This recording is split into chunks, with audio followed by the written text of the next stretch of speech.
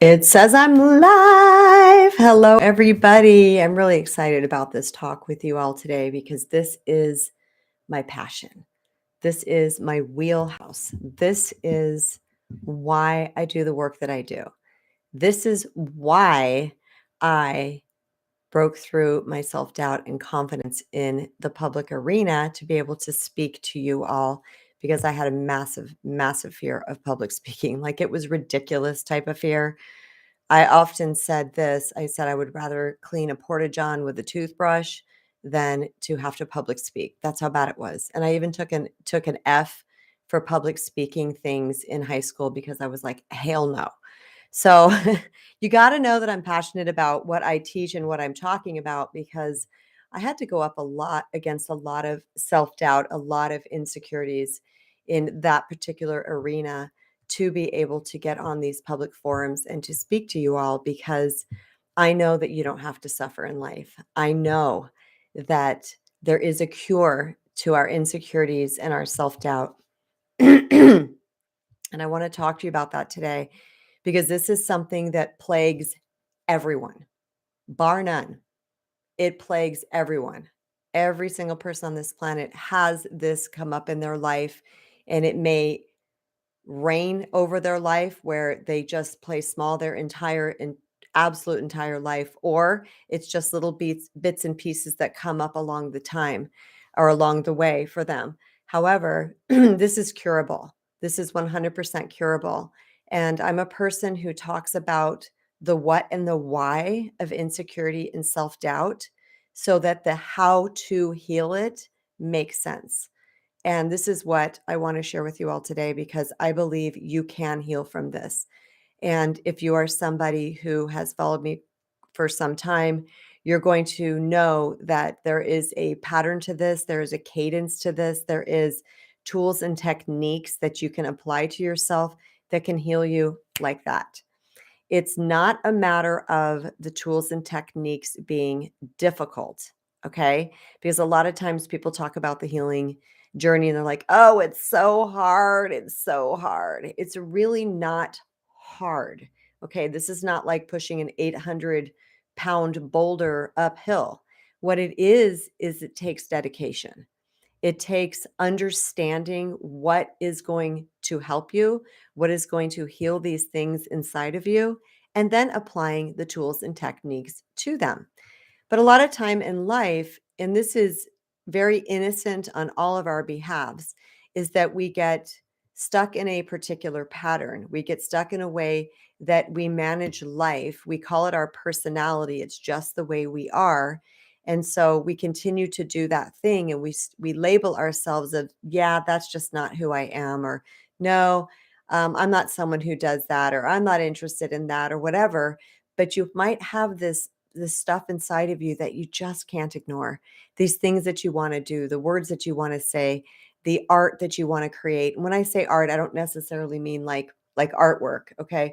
It could be that, but it could be writing, it could be just tapping into your creative self. It could be the way you speak to people. I remember I read a lot in my youth, and I remember that I cultivated a really great vocabulary. And I didn't think anything of it because it was just natural and part of who I was. But as I started to share, speak in that way, many people were like, what are you saying? Or, oh, you're using these big words or something. They would somehow try to put me down. And so I would start to shrink up because I felt like it wasn't approved of in the world. And because I still had not healed my inner world, I took that out of my personality and the essence of who I was because I wanted approval. So, this is so important for anybody who is listening today that if you at all are suffering from self doubt or lack of confidence or insecurity, you know already that it's very, very crippling, and it'll promote you to be just a fraction of who you are authentically in the world. And that can actually feel quite painful because, like I said, there's this part of you that wants to come forth. And that part of you that wants to come forth is your authentic self. It is who you uniquely are. You are designed in a way that is so purposeful and so perfect in design that there's no part of you that is unworthy. There is no part of you that is not supposed to be there. Okay. You are the sum of all of your experiences and your cells and your creativity and your genetic makeup and everything that is streaming through you, through our source energy, through the quantum field, through universal intelligence, because we are all channels and we are all streaming universal intelligence at all times. But many times we cap that, and I'm doing this because I get the third eyes up here. We put a cap on that, and we and we don't want to share who we are authentically because we think there's something wrong with us.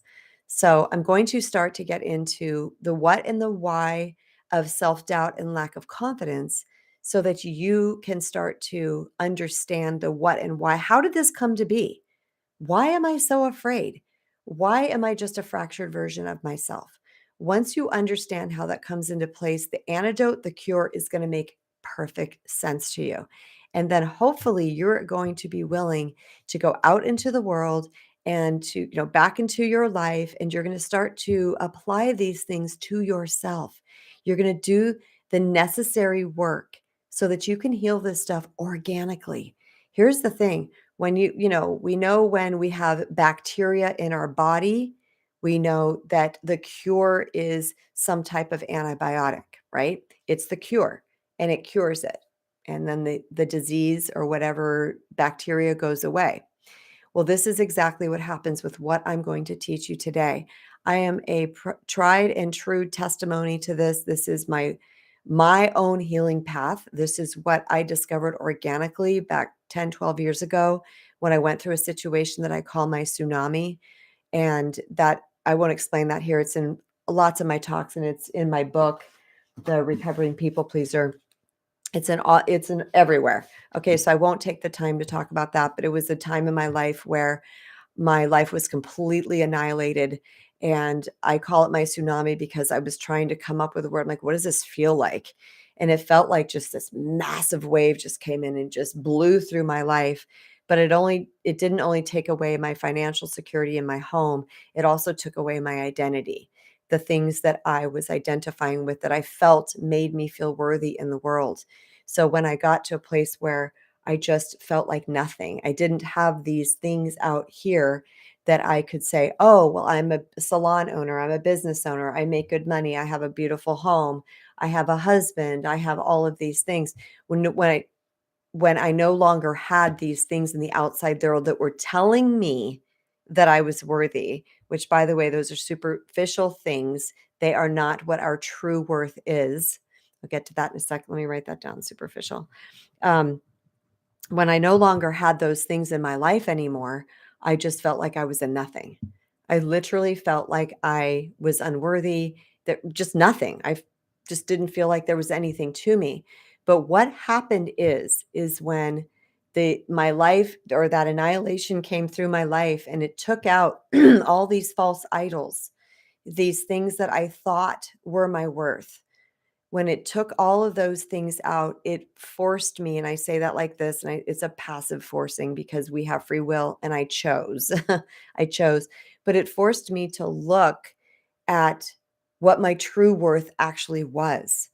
And that's what my healing journey was all about. And that's what I write about in my book. It's what I write about in my first book, From Doormat to Sweet Empowerment. Let me grab that. It's probably a bad view.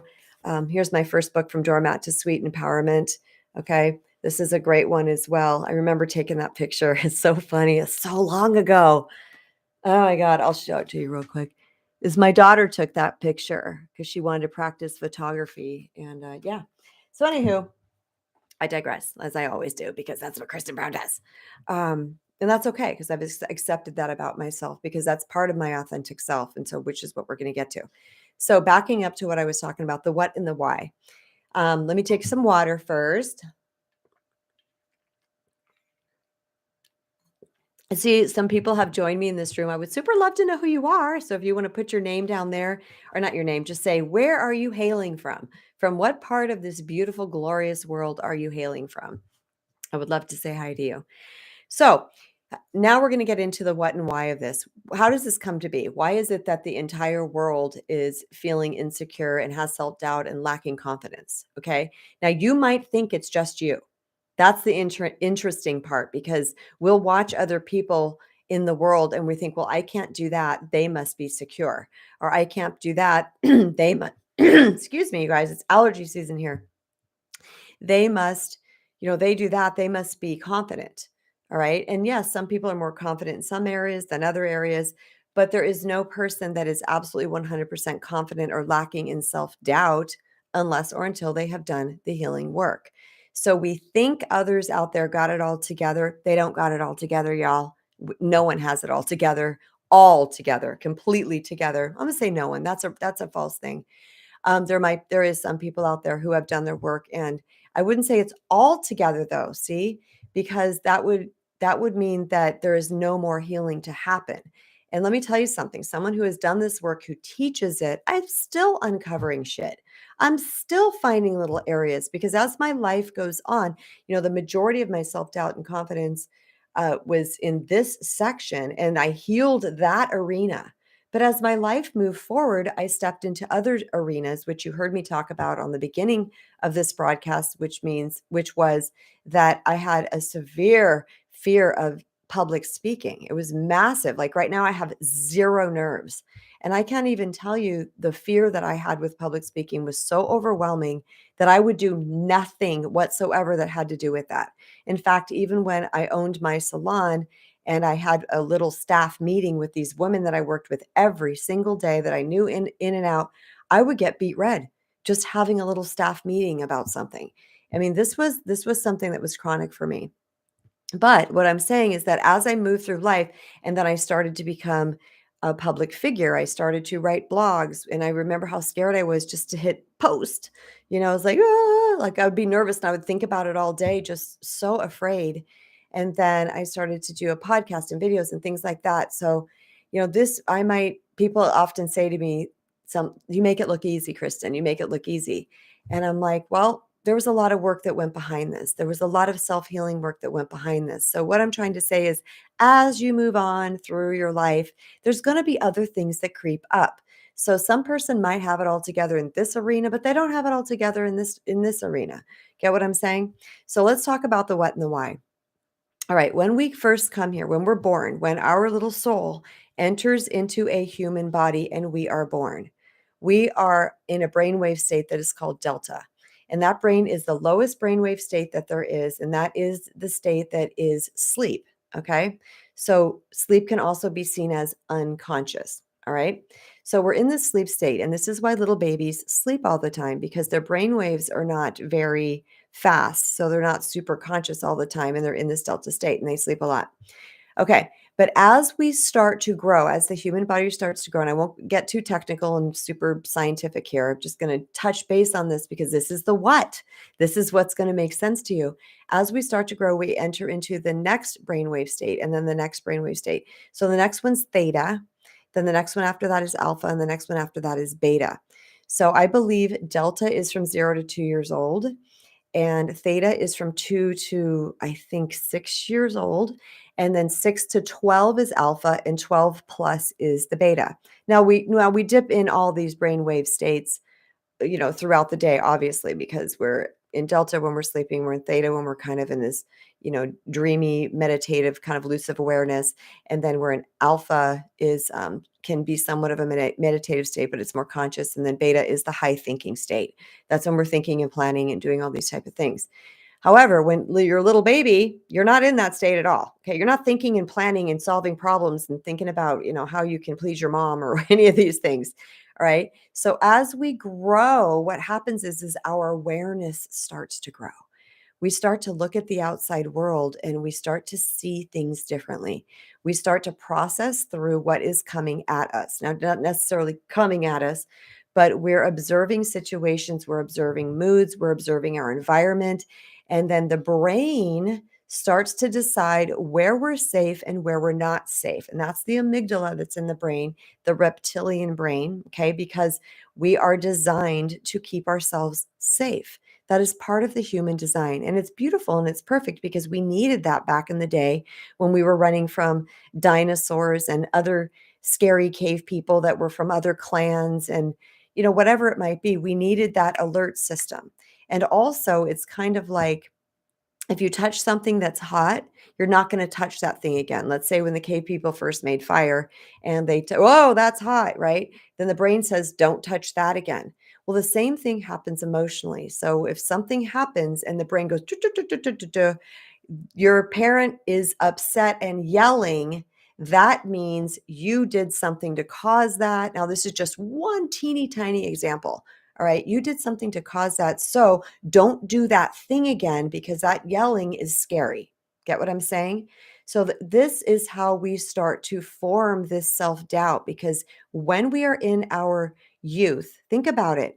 I just said this yesterday on the Wisdom app when I was commenting on somebody else's stage. I joined as a guest on their stage. And I said, one of my favorite things in life are little boys. It makes me tear up, you guys. You know I'm a sap. You know I'm a total sap. It just makes me tear up. They are the most authentic that they will ever be when they're little. Okay, because they don't have this thing where they have to be manly and they have to be strong and they have to be brave and they have to be all these things. So they put aside all their authenticness, right? And they're loving and they're giving and they're generous and they're kind and they're kissy and they're cuddly and they they cry and they share their authenticity. You see what I'm saying? That's because the world has not got to them yet. And it's not only based on the amygdala situation, but it's also society's beliefs and the things that are coming at us. So all of these things together, did you see what's happening? Comment below if you understand what's happening. We are breaking away from our authentic self, this beautiful unit of who we came here to be. Because every single one of you is purposeful in exactly how you are. You are divinely made, as am I, as am everybody. But we start to fracture away from that because the brain wants us to feel safe. And that's when we start forming defense mechanisms and coping mechanisms. And so the defense mechanisms are designed, they're ways that we fight off what is coming at us. Okay, we're like, nope, nope, nope, that's not good. And this could be we abandon situations, we shut down, we don't talk, we scream, we yell, we people please. People can become narcissistic. Okay, because I say this all the time, people pleasing and narcissistic is they're based in the same energy, okay, level of vibration. It's just it's two polarities to the way people have responded to their environment. It is two polarities about how their brain concocted that they could get their needs met. And sometimes with narcissistic type people, they were really they were enabled. So the parents made it all about them, so they made it all about them. Whereas in people pleasing, it was not about them, and they sought to please other people to get their needs met. So people pleasers made it all about other people. You see what I'm saying?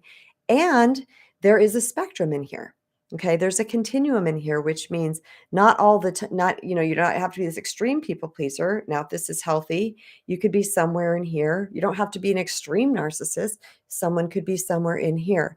And I'm not going to shame or blame or shame. I'm just not going to shame anybody, no matter where you're at, because this is the human experience, y'all. This is the human experience. This is what we're here for. So we're here, we enter into this earth suit, this beautiful body. We know who we are. We know our divinity. We are connected to divinity. All right, you guys, we are part of this field. We're not a separate from God. We are part of the whole energetic field. We are that. But we start to, because we have a brain, we move away from our divinity and we go into, oh my gosh, control, control, control, fear, fear, fear, fear, fear. Because that ego kicks in and it starts to tell us, don't do this, don't do that, don't be that. That's too much. This is not enough. You guys get my drift. So I'm going to take a pause real quick and I'm going to see, we got Henry here. I'm excited to learn how to nurture my inner confidence. Thank you, Henry. I appreciate that. My second brother's name was Henry, and my nephew's name is Henry. So that's a very fond name in my life.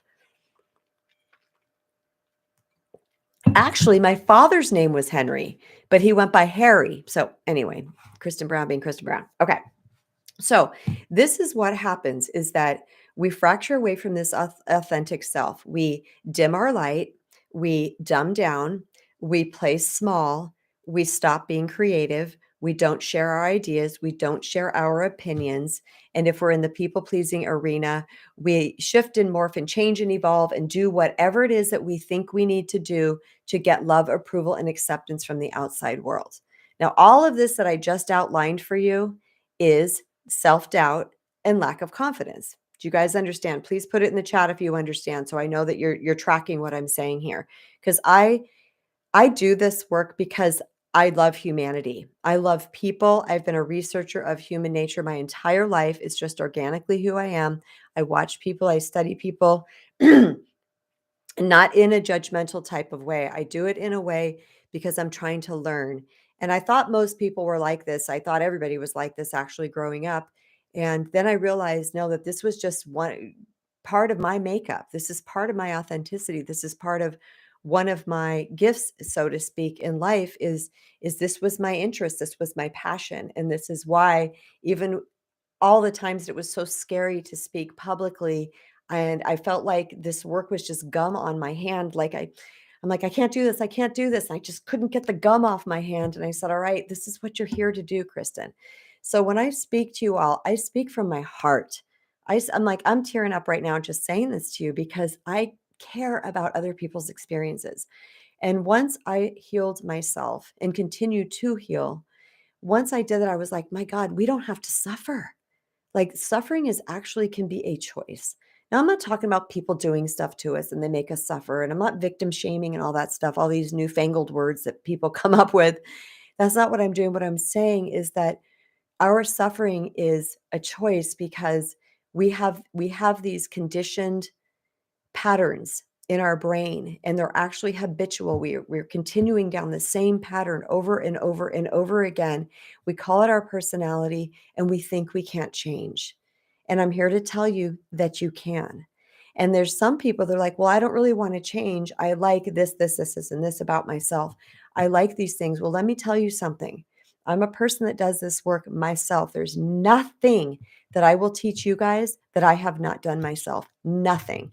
And I can talk about any subject regarding this because I do the work myself. And this is why when I explain things, I think people really relate because I speak on a way that it's you. You get it because I've gotten it. I've done it. So my language is it's there's no new feelings, put it that way. There's no new experiences. We all have the same type of emotions that happen to us. Our situations and the players involved, the characters in our stories might be different, but the feelings are the same. So, when let me go back to where I was here. Okay. So we're breaking away from our authentic self, and the journey, the healing journey is actually to return back to that authentic self. So, in doing this work, like I've spoken about, and learning how to public speak and these type of things, I've had to go even more within and do even more healing work around this as time went on. You guys see me up here right now. I'm a top mentor on the Wisdom Social Audio app, and on that app I had to tap, tapping EFT. I had to tap before I got on that app, and I'm one of the top mentor, like one of the highest ranking top mentors on that app. And I had to tap my way through it because I was so scared to hit let's go. I think that's what the button says, let's go. So before I went live, I was so afraid that I had to tap through it. I'm not that way anymore. But my point is that I did the work to work on my self-doubt, to work on my lack of confidence so that I could share this stuff in the world today because I care about you. I care about human nature.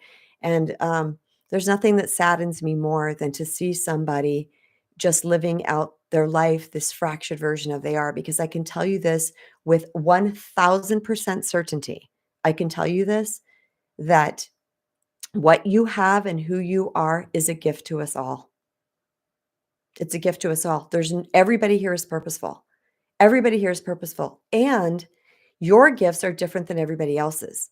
So a lot of times we want to compare ourselves to other people, their achievements, their looks, their social status, the car, whatever it is, the car they drive. We want to compare ourselves to other people. We can't compare ourselves, you all. There's no comparison. They're divinely made. You're divinely made. I'm divinely made. We're all so incredibly unique. Here's the thing, there's no one who has been on this earth before you or is going to be on this earth after you who is you. There can't be. There just cannot be. Okay. You can get this down to genetics that there's only one egg. Every single egg in the woman is different than all the other eggs. And there's only one sperm, and there's millions of sperms that are made all the time within the male, but that one met that one egg, and that can't happen again. It's never going to happen again. See what I'm saying? So what you have is so beautiful, so unique, so awesome. And guess who needs you? The world. The world needs you. So the work is for ourselves, right? But what happens is as we start to heal, we start to share that authentic self with the world.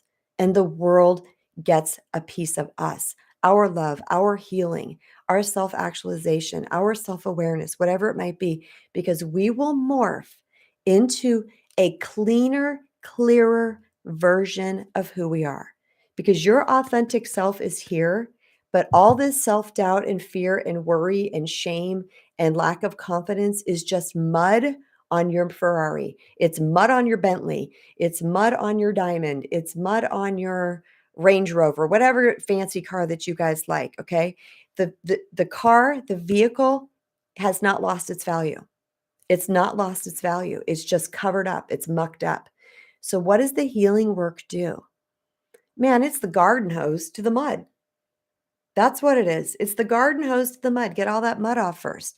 And then it's the soap. Okay. Then it's the toothpick and the cracks in the crevices.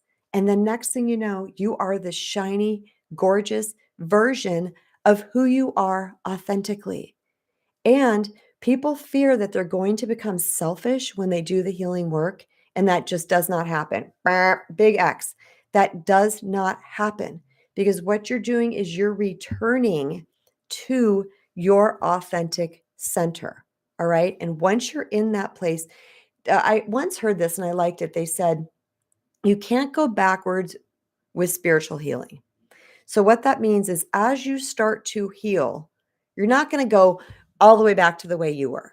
You can't do that because you've learned something. It's kind of like learning to read or to write or to speak a foreign language or those type of things. Now, this is a good point that you learn a foreign language. And if you don't speak it a lot and you don't practice it, you might forget things. So there's that piece of it. However, you're going to cultivate your authentic self in such a way that you're going to love who you are.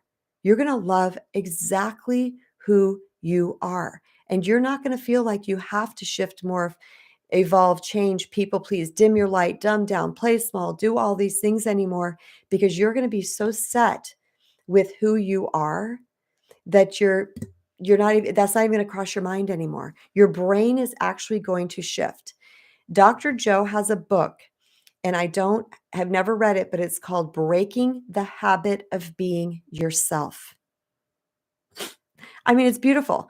Breaking the habit of being yourself. So what we're doing is our self is the set of programs in our brain. That's the personality, okay? And it's based on how we have processed the information in our outer world, the traumas, the dramas, the being told we're too much, the being told we're not enough, all of the things that came in our youth. And guess what? Here's what's kind of cool. It's not necessary that we go in and we find every little tiny thing in our youth and try to heal that. You can do that. What's more important is that you start applying the cure, which I'm going to get into here in just a second. I need more water.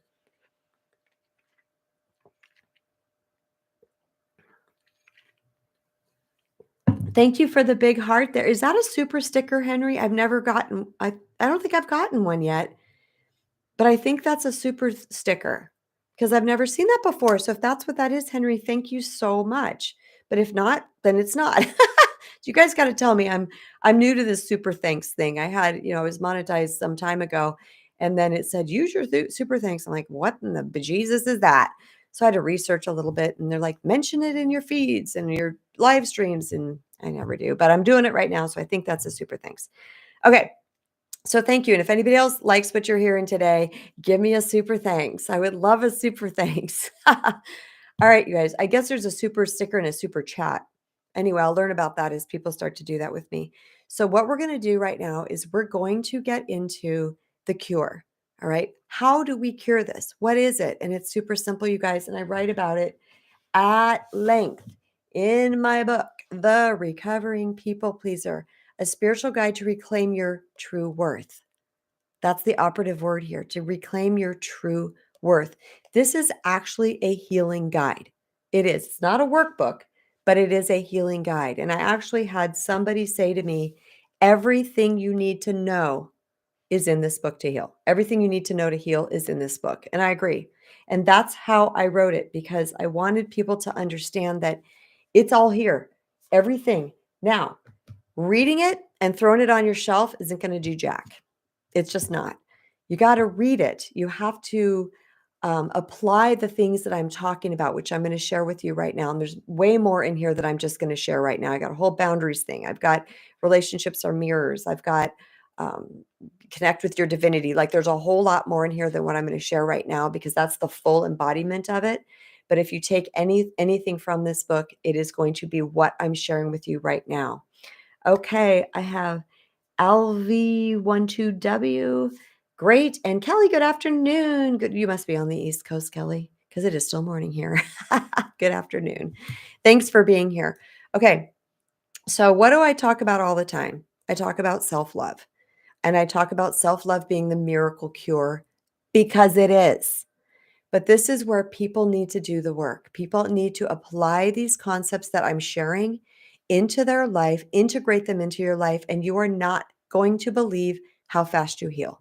Now, what does healing look like? Before I get into the cure, what does healing look like? Is it like a marching band and fanfare, and all of a sudden you're strutting around and you're so confident? What does healing look like? It doesn't look like that. Okay. And as I started to heal, I started to notice that I was just doing things differently. I was like, that's not me. Remember the personality? I'm like, that's not what I typically do. Wow, I didn't respond to that text. Wow, I wasn't afraid to say or do XYZ. Wow, I was my authentic self when I met my husband, right? Just you'll start to notice these little things in your life changing. That's how you know when you're healing. And let me tell y'all, it gets really freaking exciting, because what I've said over and over again is when you start to actually heal and you start to feel better, and it's by degrees, right? It's by degrees, it's by steps. When you start to feel better, you're going to say, more, please. I want more of this. This is amazing. Oh my gosh, what am I doing? I got to do more of that. And when you start to heal more, you're going to start to want, it's like this momentum happens. Your trajectory shifts and you are now off and running, and you want more and more and more. And I've talked to many people, most of them on the Wisdom app, who have done their healing work. And we all say the same thing. We're like, it's exciting. It's fun. We want more of it. Like you get really excited about your life. However, you don't turn arrogant. You don't turn into a selfish asshole. You don't start doing things that are the polar opposite of that, because those things are designed from the ego. All right. And we're talking about love. We're talking about the highest essence and energy in the universe, which is love. So arrogance and those type of things, that's of the ego. So if that's happening to a person, that means they're not doing the proper and appropriate healing work. They're trying to jump over to confidence. They're trying to make it happen rather than applying the healing work that actually just heals you as you go. So the spiritual journey here is to return back to this authentic self. And once you start to return back to this authentic self, guess what? Guess what happens? Confidence. It's that simple, you guys. I'm done here. I'm going to click off. I'm just kidding. Confidence happens. That's what happens. It is the natural byproduct of applying self-love to you. Now, I'm going to get into the ins and outs of self-love, because there's a lot out in the world right now. love yourself, but nobody's telling you how. Because I'm not sure that a lot of people out there even know how, right? Or they're doing it in a way that is not the true actual healing.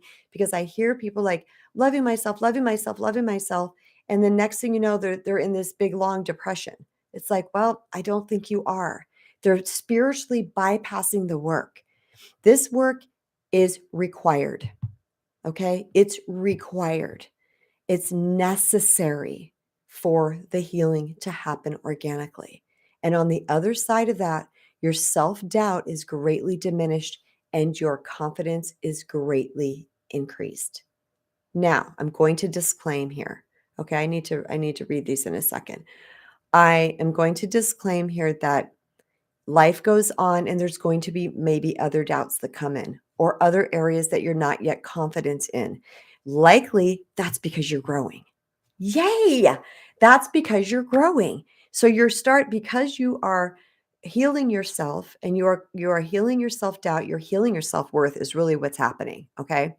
Because self unworthiness is what contributes to self-doubt, lack of confidence, perfectionism, people pleasing, all those things. It's a lack of worthiness. All these other things are just a symptom of unworthiness, okay? That's at our core. So those are just symptoms indicating that you feel unworthy. So what self-love does is it's the absolute cure to unworthiness. But as you start to heal, you're going to other experiences are going to come into your life. Other things are going to happen in your life where you're really excited about and you're like, "Gosh, maybe I want to write a book." Whoops, in comes self-doubt because guess what? You never thought about writing a book before. So now that's going to reveal another layer for you. And guess what you do? You apply the same things that I'm going to share with you. You apply those exact same things that new doubt that has arisen. Okay. Take some water. I'm going to read my notes here. I got Kelly loving it up.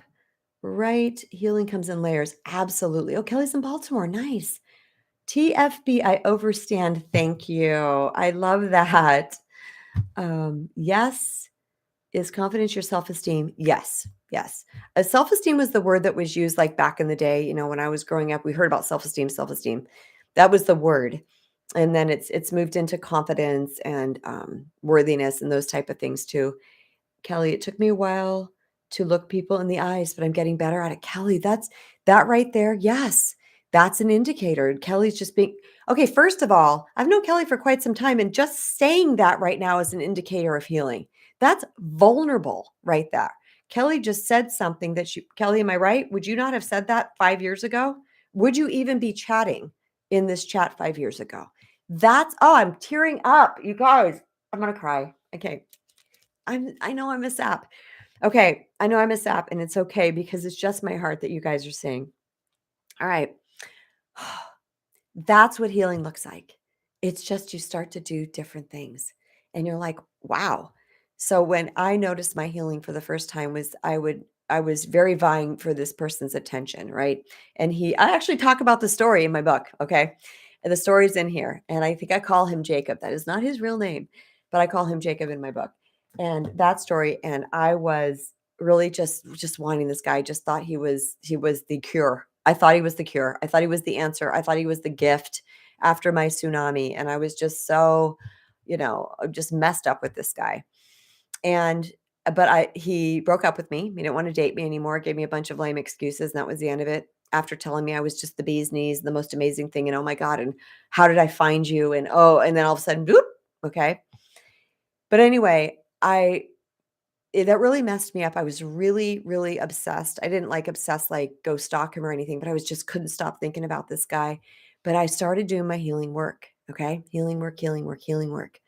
And one time all of a sudden he messaged me out of the blue and the old Kristen, the old personality, the old unworthiness, the old fill my cup, the old I need you to love me person would have tried to concocted some type of way to see him or to get some validation. I would have just like been kind of calculated and manipulative, honestly, in my text to try to get some sort of validation from him. And when he messaged me, I looked at the text, and this was back when we had StarTAC phones. And I just shut my text, and I had a little clip on my waistband, and I just clipped it back in, and I kept walking, and I stopped. I stopped dead in my tracks, and I went, "What just happened here?" I literally asked myself, "What just happened here? You didn't respond. You didn't even want to respond. What happened?" You know? And I went, "Oh my God, I'm healing." And I'm like, "What's healing? What's healing? What's changing? What's heal?" Like, I didn't even know what was happening, you all. I didn't have a coach. I didn't have a mentor. I didn't have anybody leading me. It was me and God. It was me and God the whole way. And spiritual literature. I would say spiritual literature, not religious, spiritual literature. And I was like, "What's happening?" And I said, "I don't feel like I need his attention." And I started going down the list. I was like, "I feel worthy." And that's when I knew. That was the defining moment in my life, and I do talk about that in my book where I just stopped and I was like, "What the hell?" That was the defining moment that what I was doing was working, because the old me would have gotten nervous and, wanted to message him back and all the things. You guys know all the things, and I didn't do it. I didn't do it, and I was like, "What the hell?" This is what I mean when I tell you that you are going to shift organically in a way that is just going to be it's quiet. All I did was shut the phone. All I did was look at the I'm carrying my purse, I'm walking in the house, pull the phone out, I looked at it, I went, "Yeah, shut the phone." Okay? That's all I did. That was the indicator that I was healing. Okay, so I'm gonna read my messages real quick. Took me a while. No, I would have never done that years ago. You're going to get me crying. That is healing empowerment. It sure is. I always appreciate your honesty, Kristen. Wow. Thanks, Kelly. Yes. That's healing. That's healing. That's what it looks like. So I'm going to talk to you guys about the cure. Okay. So unworthiness is the problem.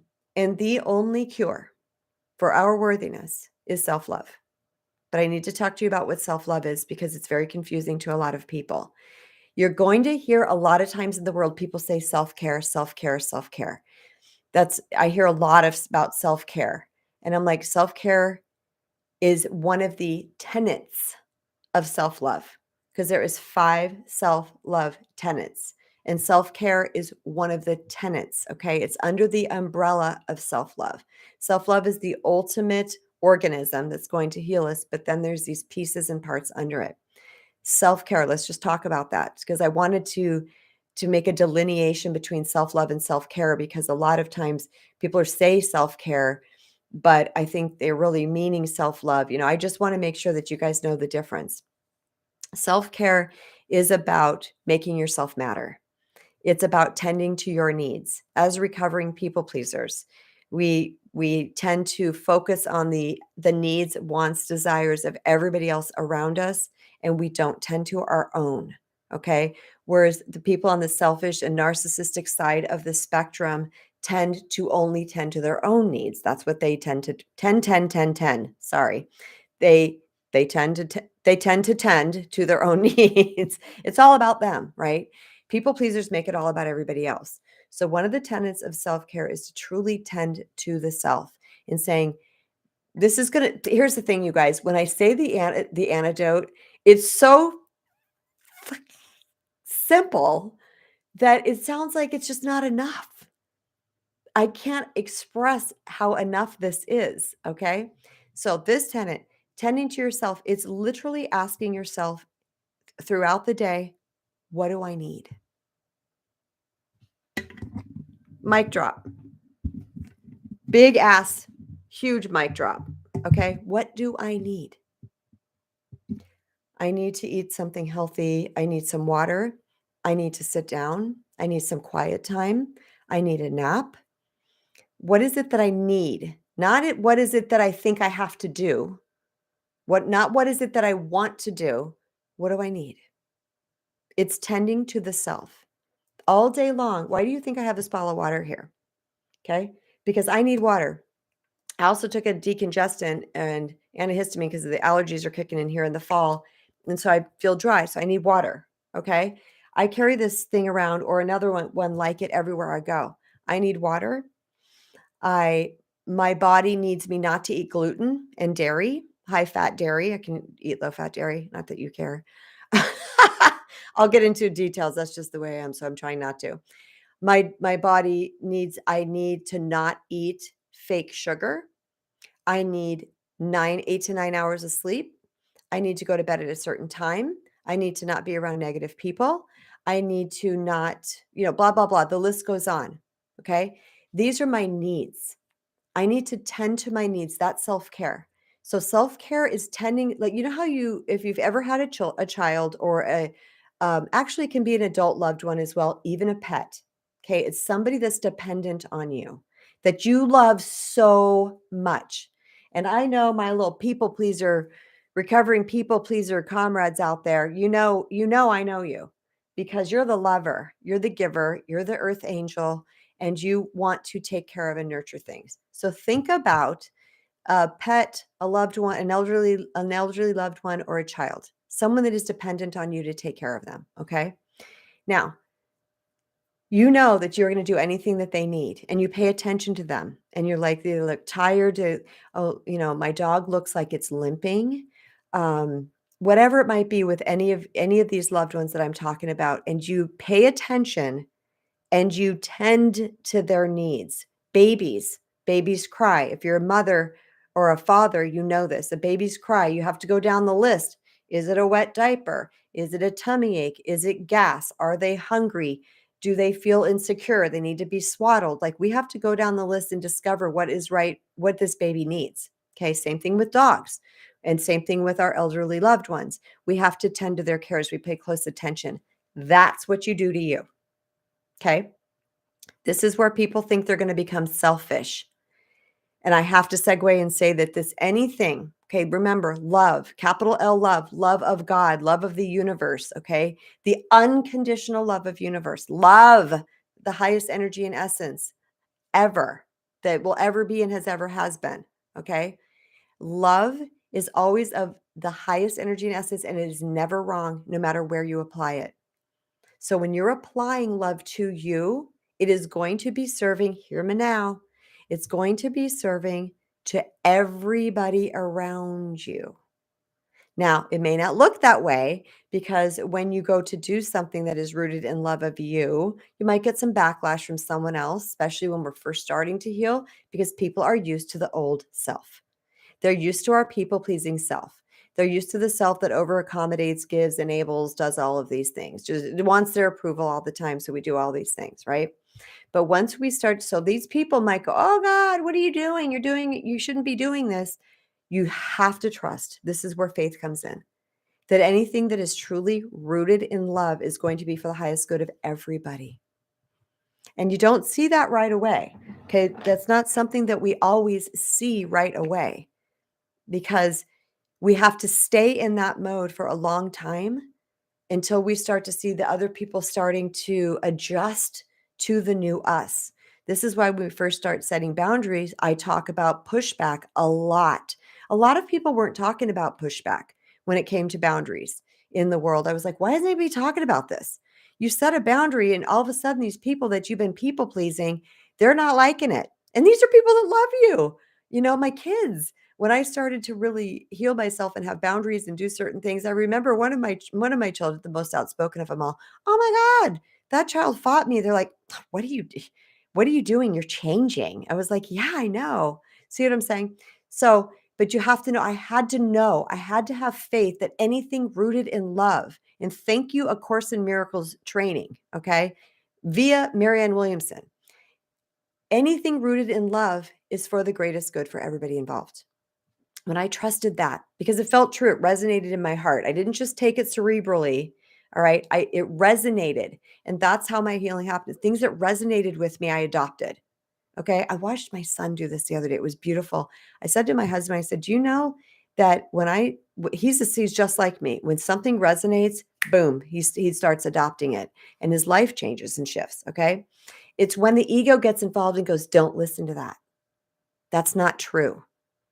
You have to control, you have to this, you have to that, you have to doubt everything, be cynical. When the ego gets involved, then we get really jacked up. But the one way that we can tell the right thing to do when it comes to our healing work is when it resonates. You're going to feel it. You can't not. Okay?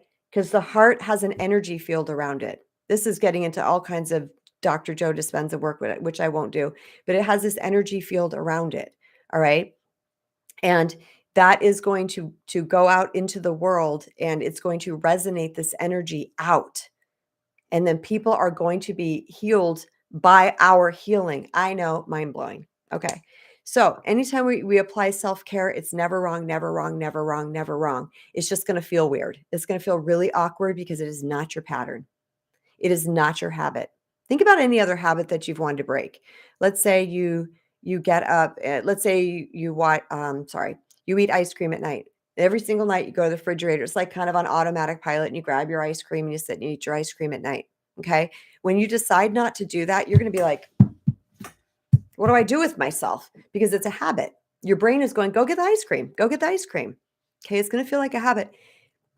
The healing work, this type of healing work, applying self-love to yourself is not painful. It doesn't hurt, and it's not hard, but it's uncomfortable. It's going to be uncomfortable. And this is where we have to get comfortable with being uncomfortable. I wrote about that a lot in my first book, From Doormat to Sweet Empowerment. Okay. That's my first book. You have to get comfortable with being uncomfortable. When you know this is going to feel awkward because it's not my programmed way of behaving. So we're stepping out of it. Just like if you start to, have you ever started jogging?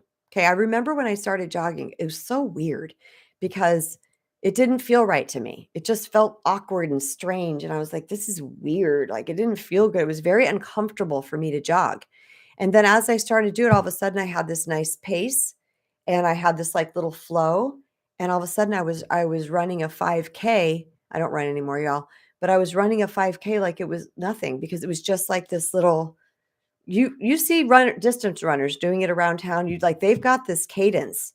It wasn't like that at first. It was awkward and weird, and you haven't formed the muscles yet to support that cadence. Okay. Well, same thing as you're forming new spiritual muscles. So it's going to feel a little awkward at first. Don't let that awkwardness or that uncomfortableness think you're doing it wrong.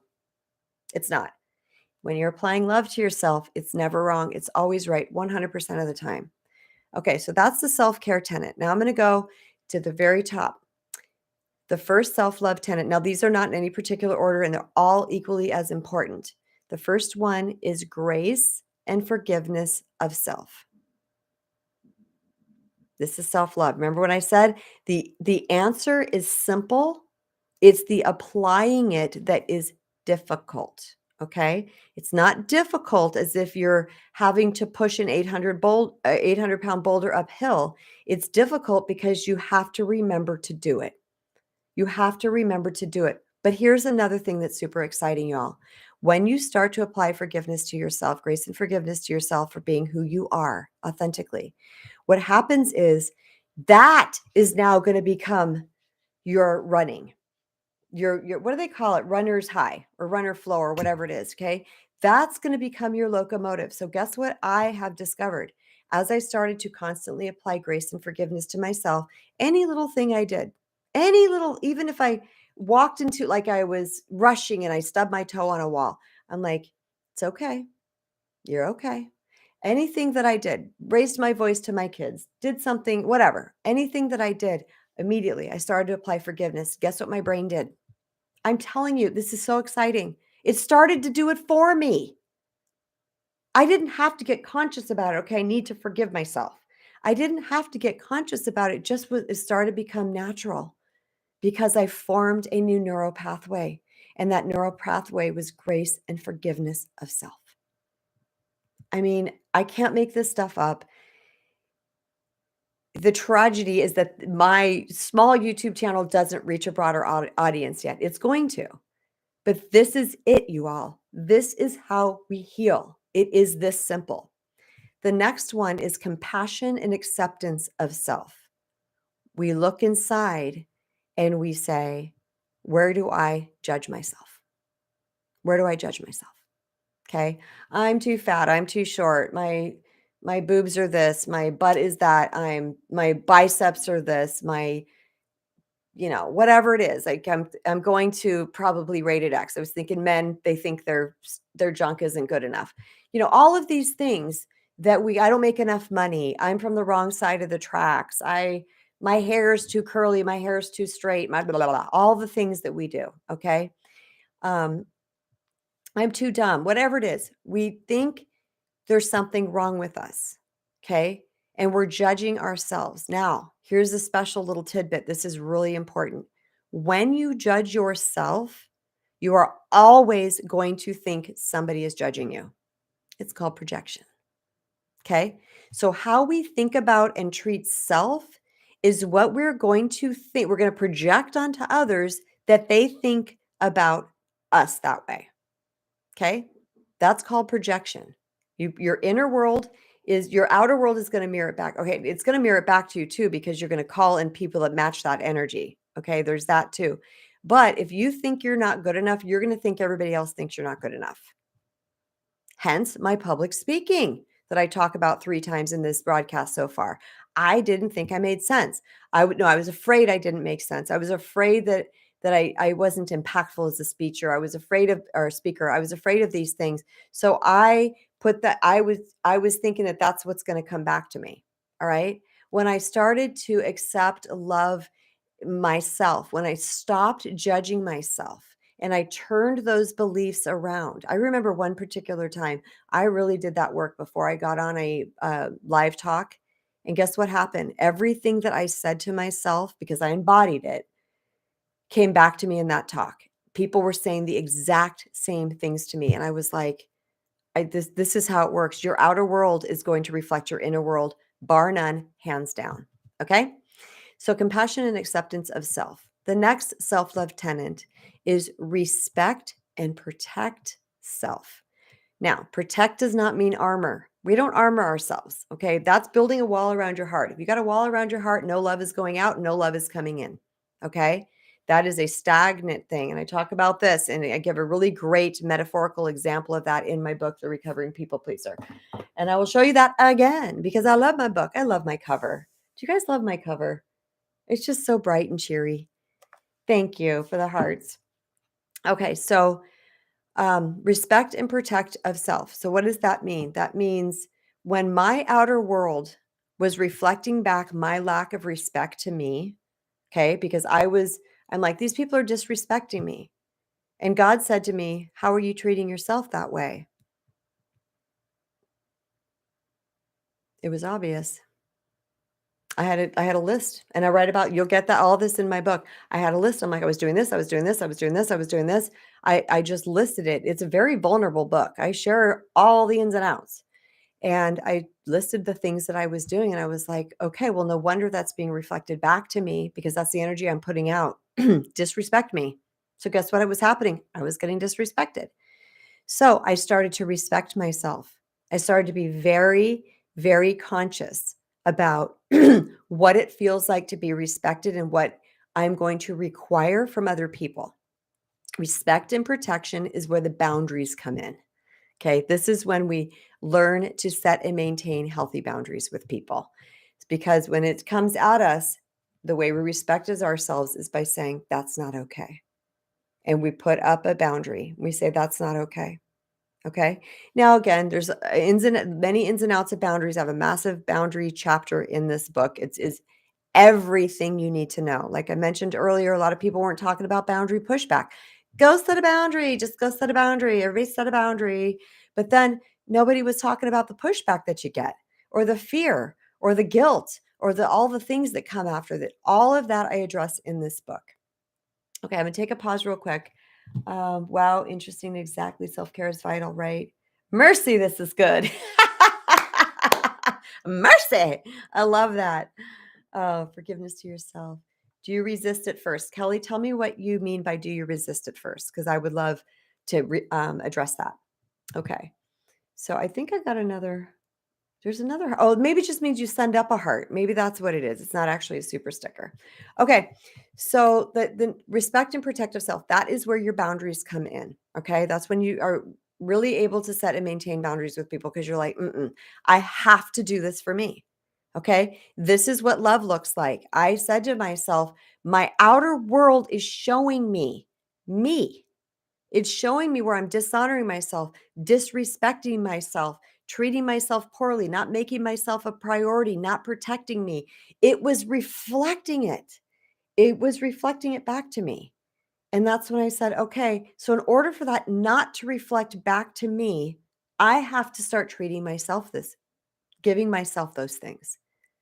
And I started respecting myself and I'll talk about protection in a second, protecting myself and giving myself grace and forgiveness and compassion and acceptance and self-care. And the last one that I'm going to share, okay?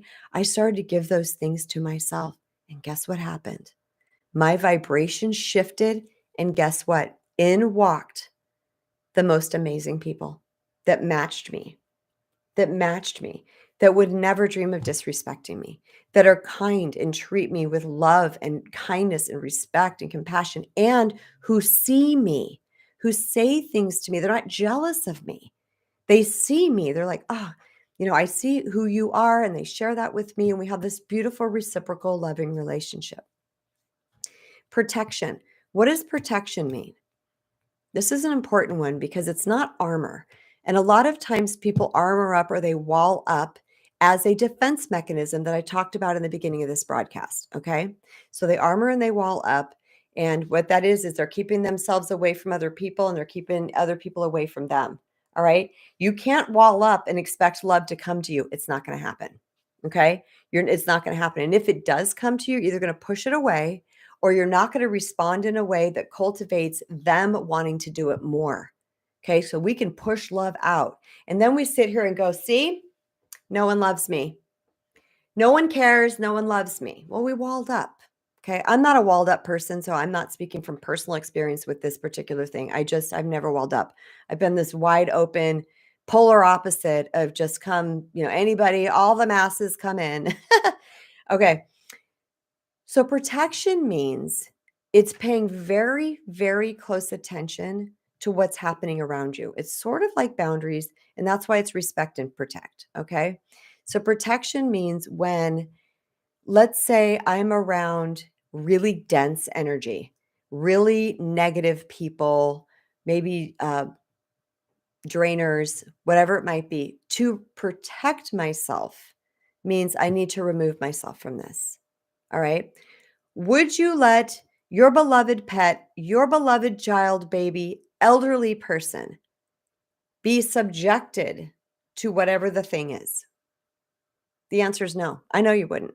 There's never one person that has said, well, of course I would let them. No, everybody's like, hell no. Okay. Then you can't subject yourself to that.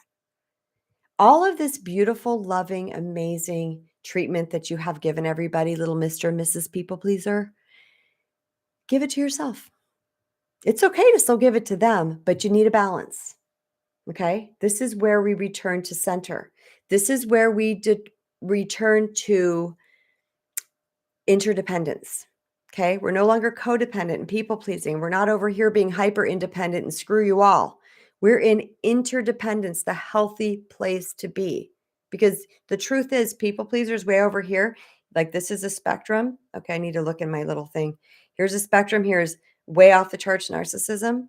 But the people pleaser does need to move that direction to care about themselves.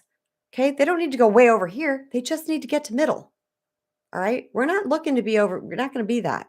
Okay. We just need to move that direction where a narcissist and a selfish person has to move this direction, which, by the way, people say they can't heal. I disagree. I've seen it. I've coached it.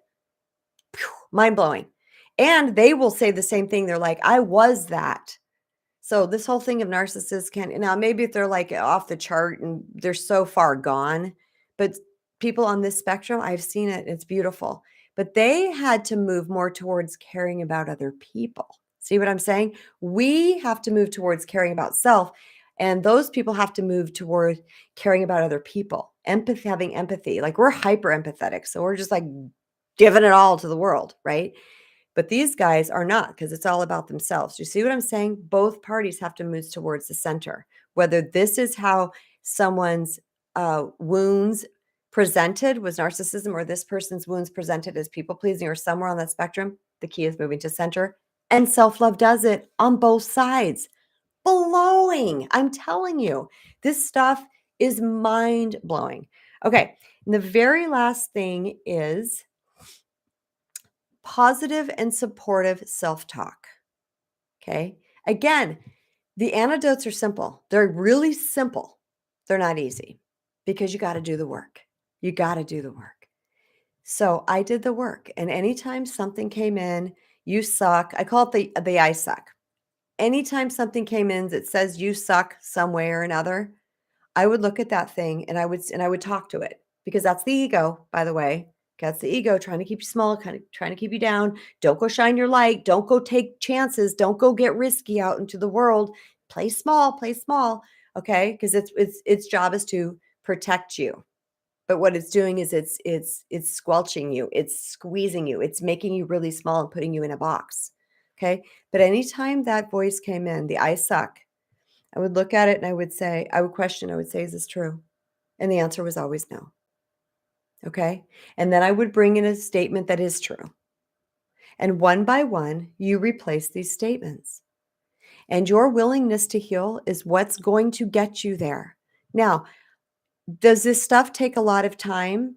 No, because we're doing other things throughout the day. It's just being willing to catch the times that someone's disrespecting you and being willing to respect yourself. It's that you catch the times where you're judging yourself and accepting all of who you are, all your unique splendor. It's the times that you're like, I'm such an idiot. I shouldn't have done that. No, no, no, no, no. It's saying, I give myself grace for doing the very best I could at this time. Do you see what I'm saying? It's just learning a new way of doing things. And in learning that new way of doing things, you are going to heal organically. And guess what happens on the other side of this? What happens on the other side of this is you will cultivate confidence and you will stop being insecure, because you have given yourself the very thing that you thought you had to get from the outside world. I got to get your love, approval, and acceptance and all those things from you guys. I need to get this here. Please fill my cup. Please fill my void. It's not the cure. Okay. It goes right in the top of our worthiness cup and flies out the bottom. But when we start to apply self-care, grace and forgiveness, compassion and acceptance, respect and protection, and loving self-talk, the bottom pops on our worthiness cup and the cup begins to fill. And guess what a full worthiness cup does? We're no longer desperate. We're no longer insecure. We're no longer validation seekers. We're no longer vying for attention. We're no longer stage 5 clingers. All of that heals. It is the most fascinating thing. You become calm. You become confident. You become centered in who you are.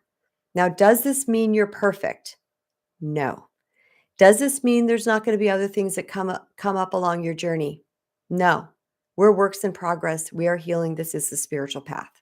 Okay. And like I said a little bit while ago, what happens is as we start to grow, the new experiences and things are going to come into our awareness that we're going to want to do. And we might need to go in and find that doubt, that belief that there's something wrong with us, and heal that. Okay. So yay.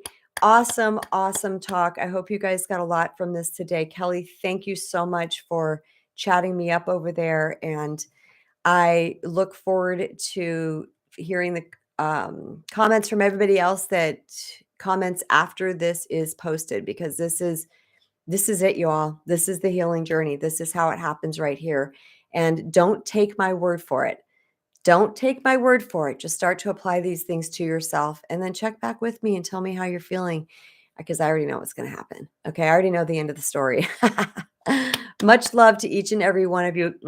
Thank you for coming in. Kelly, goodbye. Goodbye to everybody that is in the room, has been in the room, or is going to watch this later. Much love. Peace.